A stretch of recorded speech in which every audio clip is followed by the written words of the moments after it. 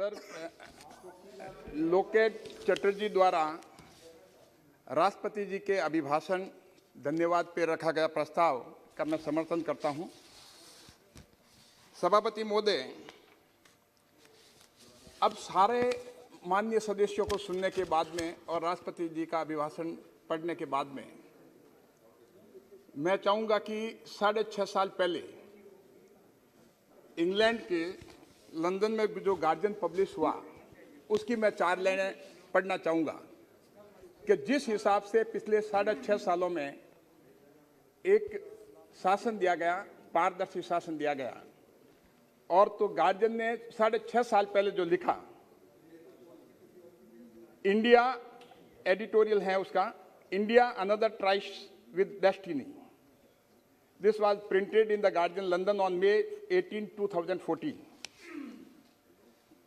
Quote, today, 18th May 2014, may well go down in history as the day when Britain finally left India. Narendra Modi's victory in the election marks the end of the long era in which structures of power did not differ greatly from those through which Britain ruled the subcontinent. India under the Congress Party was in many ways a continuation of the British Raj by other means. सभापति महोदय, जो प्रधानमंत्री मोदी जी ने चाहे देश के लिए चाहे पूरे विश्व में एक जिस हिसाब से देश की एक ख्याति प्राप्त हुई है, आज विश्व में भारत वर्ल्ड फार्मेसी कहा जाता है।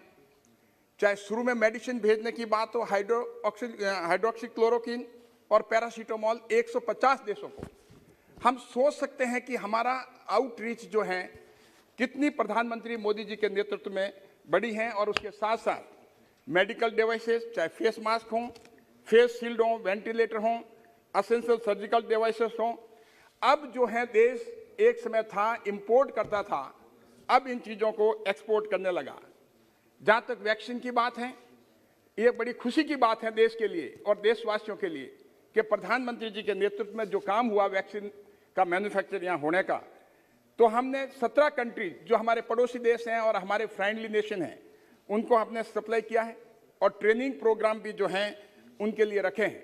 और यही नहीं, इस बात के लिए यूनाइटेड नेशन ऑर्गेनाइजेशन ने भी इंडिया की प्रेज की है। उन्होंने कहा है कि I think that the production capacity of India is one of the best asset the world has today and I hope the world understand that it must be fully use.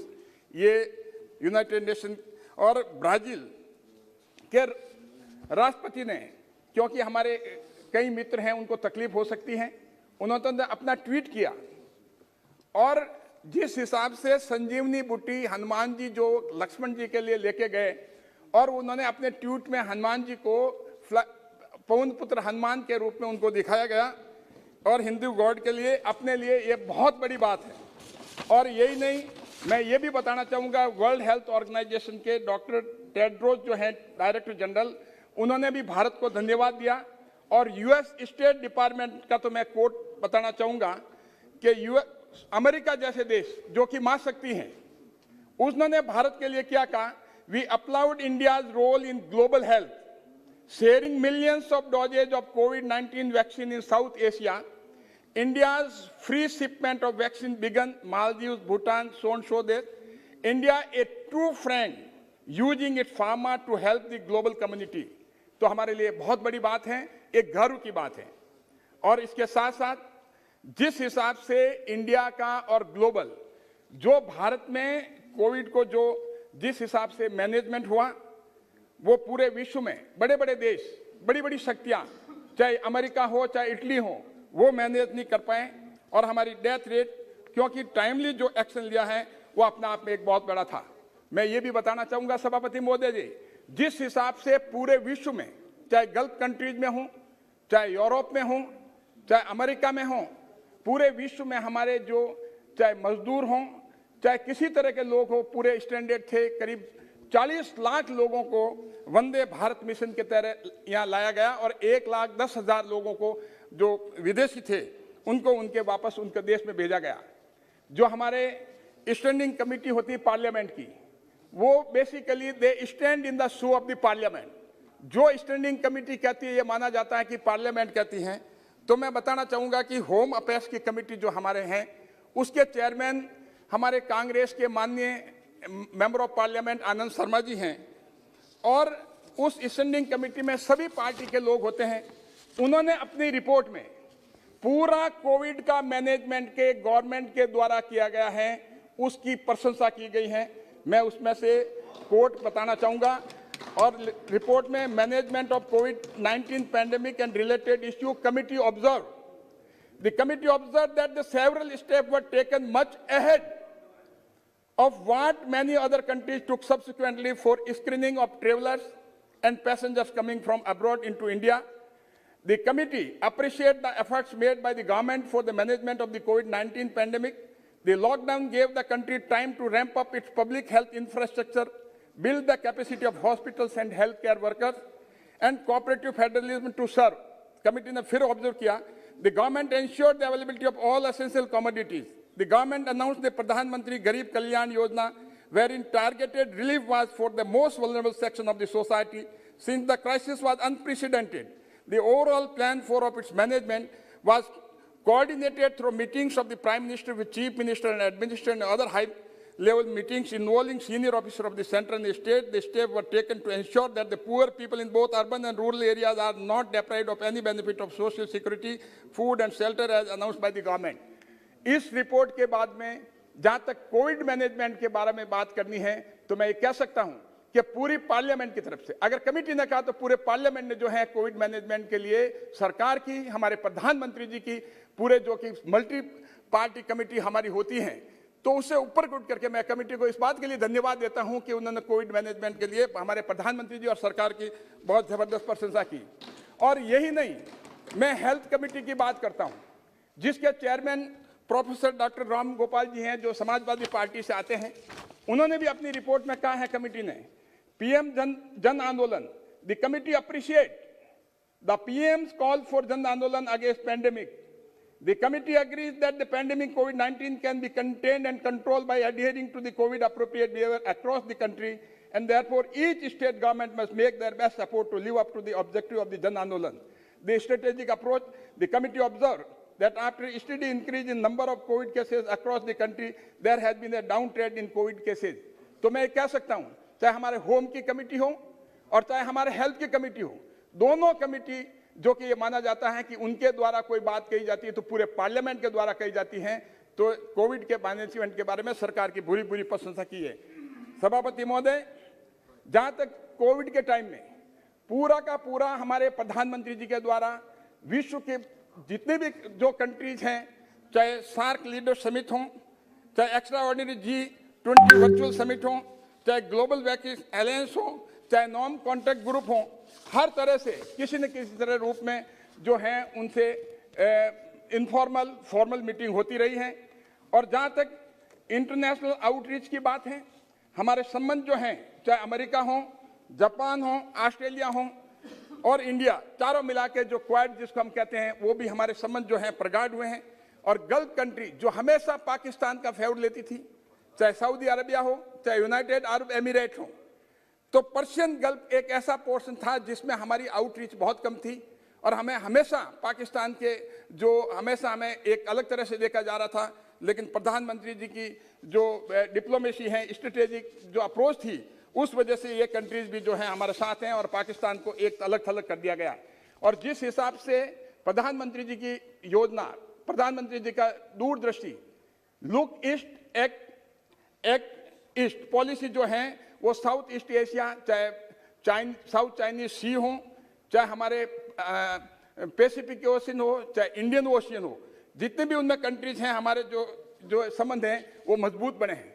लेकिन जिस हिसाब से हम जिस पहले टर्म में जो surgical strike हुई थी, एक पूरा का पूरा संदेश पाकिस्तान को गया कि भारत जो है एक ऐसा मजबूत देश है, उसके साथ जो है अगर किसी तरह की टेरर एक्टिविटीज जो है वो सर्जिकल स्ट्राइक के बाद में कम हुई, चाहे बालाकोट एयर स्ट्राइक हो, तो एक बहुत बड़ा पाकिस्तान जो हमेशा एक टेरर अटैक और हमेशा भय बना रहता था, वो जो है उस चीज वो उससे पाकिस्तान जो है हमेशा और ग्रे लिस्ट में लेने का काम किया है, वो प्रधानमंत्री मोदी जी के दूरदर्शी ने किया है।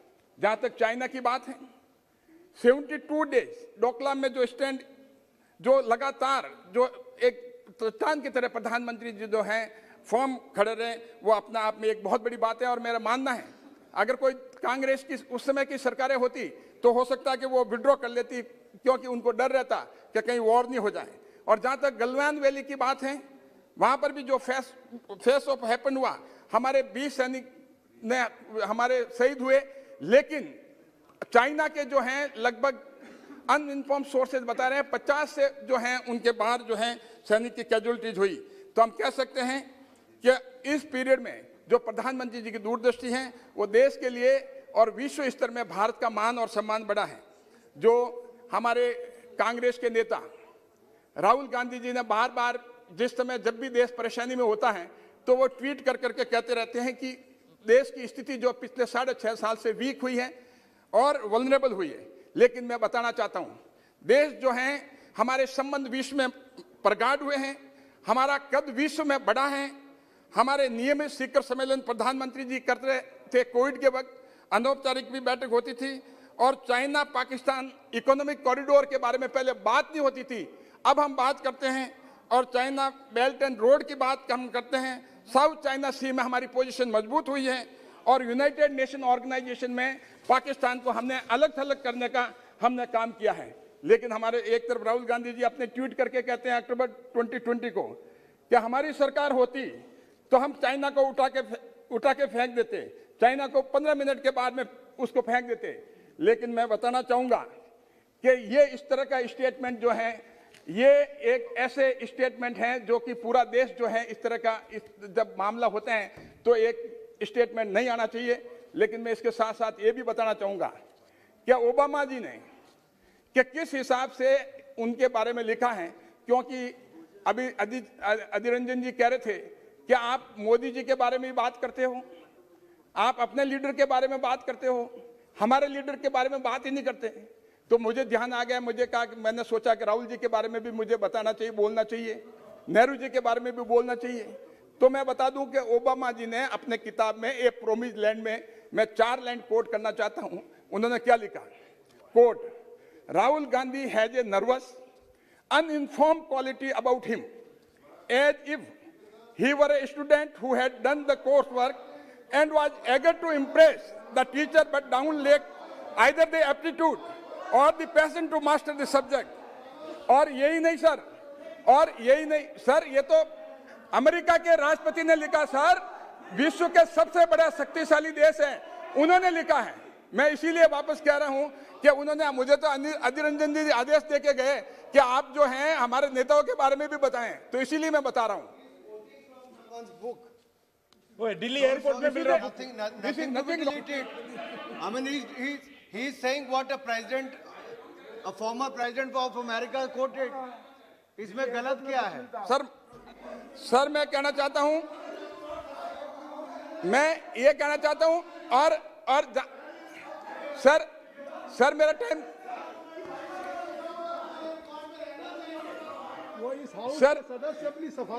सर मैं, आप मेरी रिक्वेस्ट है सर, मुझे सुन ले पहले। हाउस के सदस्य हैं, उनके बारे में बोल सकते।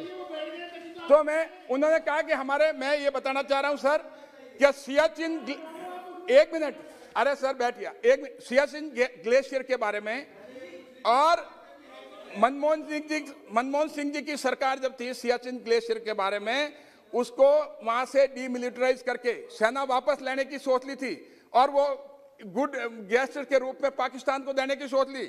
और यही नहीं, 2010 और 13 के बीच में चाइना ने 2640 स्क्वायर किलोमीटर का एरिया जो है ऑक्युपाई किया, और फॉरेन सेक्रेटरी उस समय श्याम सरन थे, उनकी कमेटी जो बनी, NASB के वो चेयरमैन थे, नेशनल सिक्योरिटी काउंसिल के, उन्होंने खुद ने अपनी रिपोर्ट में लिखा। और 2010-13 में 600 टाइम इंकर्शन हुए चाइना के साइड से। और उसके बाद में जब डोकलाम की बात थी, जब गलवान वैली की बात हो रही है, तो राहुल जी जो हैं छुपके चाइनीज एम्बेसडर में चाइनीज ऑफिसर से मिलने जाते हैं, तो ये सोचने की बात है। और उसके अलावा एग्रीमेंट साइन होता है 2008 में। आप देखिए कि एग्रीमेंट साइन होता है 2008 में और कांग्रेस पार्टी के और कम्युनिस्ट पार्टी ऑफ चाइना के बीच में एग्रीमेंट साइन होता है। अब उसका तो आगे क्या कांग्रेस का हल होगा वो तो कोर्ट में मामला है, उसके डिटेल क्या है समय आने पे बताया जाएगा। और राजीव गांधी फाउंडेशन से चाइनीज एम्बेसी के द्वारा और चाइनीज गवर्नमेंट के द्वारा उसमें पैसा आता है और उसके अलावा भारत सरकार का भी पैसा जाता है, पब्लिक सेक्टर अंडरटेकिंग का पैसा जाता है। जब उनको ऑडिट का कहा जाता है, सीएजी ऑडिट का कहा जाता है, तो उसके लिए मना किया जाता है। और यही नहीं, ये मैं इस बात में मुझे याद आ गई इस बात की जो एमओयू साइन हुआ, क्योंकि हालांकि ये अटल जी की कविता है, अटल जी ने जो है बात पाकिस्तान और अमेरिका के लिए कही है, लेकिन मुझे लगता है कि ये बात राहुल जी और चाइना के लिए भी लागू होती है, कांग्रेस और चाइना के लिए लागू होती है। मेरे पास टाइम है सर, 15 मिनट मेरे पार्टी का है भी, तो मैं 6 लाइन अटल जी की कविता में से मैं पढ़ के सुनाना चाहूंगा सर। एक नहीं दो नहीं की करो विश्व समझौते, कांग्रेस से कहा गया ये, एक नहीं दो नहीं करो विश्व समझौते, पर स्वतंत्र भारत का मस्तक नहीं झुकेगा। अगणित बलिदानों से अर्जित ये स्वतंत्रता, अगणित बलिदानों से अर्जित ये स्वतंत्रता, अश्वश्वेत शोणित से सिंचित ये स्वतंत्रता, त्याग तेज तपबल से रक्षित ये स्वतंत्रता, दुखी मनुष्यता के हित अर्पित ये स्वतंत्रता, इसे मिटाने की साजिश करने वाले से कह दो चिंगारी का खेल बुरा होता है। इसे मिटाने की साजिश करने वालों से कह दो चिंगारी का खेल बुरा होता है। अपने ही हाथों तुम अपनी कब्र ना खोदो, अपने पैरों पर आप कुल्हाड़ी नहीं चलाओ, ओ नादान कांग्रेस अपनी आंखें खोलो। और यही नहीं साहब, मैं ये बताना चाहूंगा कि बड़े नाराज हो रहे थे, वो आदेश देके गए अधीर रंजन के कि आप हमारे नेहरू जी के बारे में नहीं बोलते हो। हमने कहा नेहरू जी के बारे में बता दें, तो नेहरू जी ने, मैं ये बता दूं साहब कि देश की फॉरेन पॉलिसी होती है देश के इंटरेस्ट को ध्यान में रख करके, प्रिंसिपल्स पे, इंटरनेशनल वर्ल्ड ऑर्डर पे, लेकिन वो उस समय अपने वहां से एम्बेसडर्स, राजदूत अपने परिवार के सदस्यों को, मित्रों को भेजते थे और सिर्फ उनकी इमेज कैसे वो विश्व में चमकाएं, वो सिर्फ उनका काम ये था, ना कि उनका ये काम हो था कि वो देश दूसरे देशों से फ्रेंडली रिलेशन इंडिया के लिए कैसे बनाएं और भारत के हित में काम कैसे करें।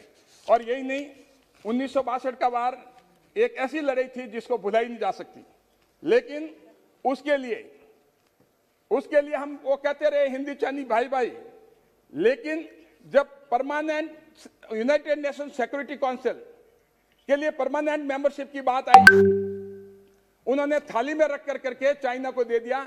अब वही चाइना है जो कि हमेशा जो है हमारे खिलाफ वीटो करता है।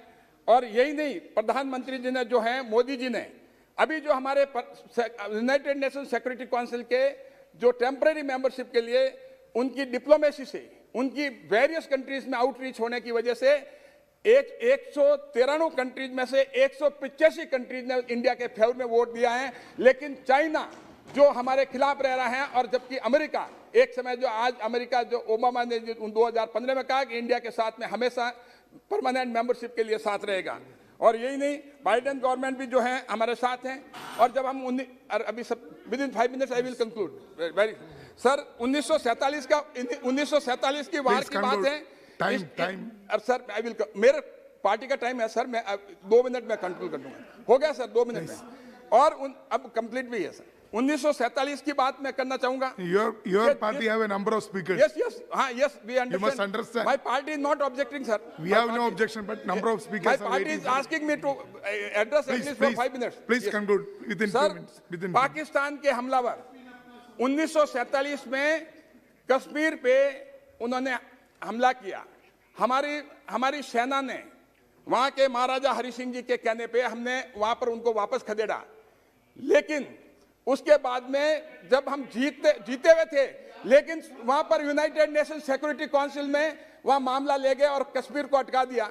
और 370 का, जबकि जरूरत नहीं थी उस समय 370 का स्पेशल स्टेटस दिया। उसके परिणाम क्या रहे कि वहां पर जो है हमेशा जो टेररिस्ट और इस तरह के जो लोग हैं, उसके स्पेशल स्टेटस देने की वजह से वो शरणगाह हो गया उनका टेररिस्ट का।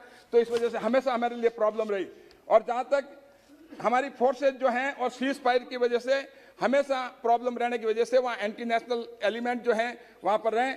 और ये काम जो धन्यवाद देता हूँ मैं हमारे माननीय प्रधानमंत्री जी को, हमारे गृह मंत्री अमित शाह जी को, जो उन्होंने 5 अगस्त 2019 को आर्टिकल 370 में संशोधन कर करके एक देश एक निशान एक संविधान का काम किया है। और आखिर में 5 लाइन में कोट करना चाहूंगा सर, कि जिस हिसाब से प्रधानमंत्री मोदी जी के बारे में जो टाइम मैगजीन है उसमें एक लेख आया, और वो भी राष्ट्रपति ओबामा जो है अमेरिका के राष्ट्रपति ने लिखा है।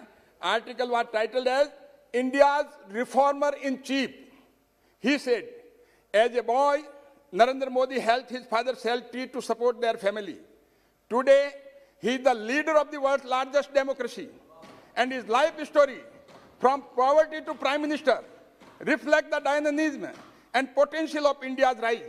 Determined to help more Indians follow in his path, he laid out an ambitious vision to reduce extreme poverty, improve education, empower women and girls, and unleash India's true economic potential while confronting climate change. Like India, he transcends the ancient and the modern. Thank you very much.